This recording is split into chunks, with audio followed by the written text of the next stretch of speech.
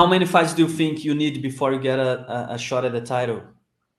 I think, ideally I go out there, knock out Pedro, knock out the next guy, fight for a title early 2023. That's kind of what I'm thinking, but I'm not looking past Pedro Munoz.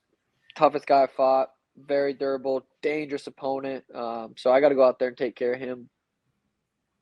And speaking to the Brazilian audience, I got to ask you, how relevant do you think it is José Aldo in this division right now? Do you see in the future maybe you facing him? Absolutely. That would be the one fight in the division I would stand across the cage and be like, damn, this is crazy. José Aldo. I feel like I'd kind of maybe feel like that with Dominic Cruz, because that was a name. That was also a name back before I was even in the UFC, before I even really watched the UFC. Like, those guys were doing it. So, yeah, I think the José Aldo, he's looking better than he's ever looked. He's fast. He's strong. He's super, super dangerous. That's definitely a potential matchup down the line. What's your opinion about the situation of the next title shot? Because we all know that probably TJ Dillashaw is gonna fight Aljamain Sterling. A lot of people expect Jose Aldo had his chance. What was your expectation?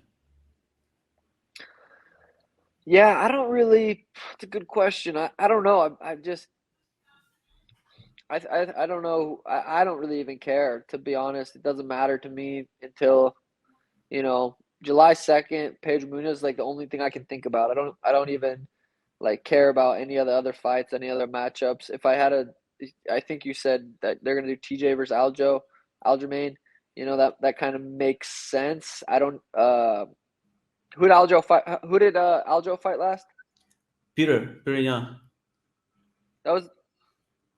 Or no, not Aljo. Aldo. Sorry, my bad. Who did Aldo fight last? Rob Font. Okay.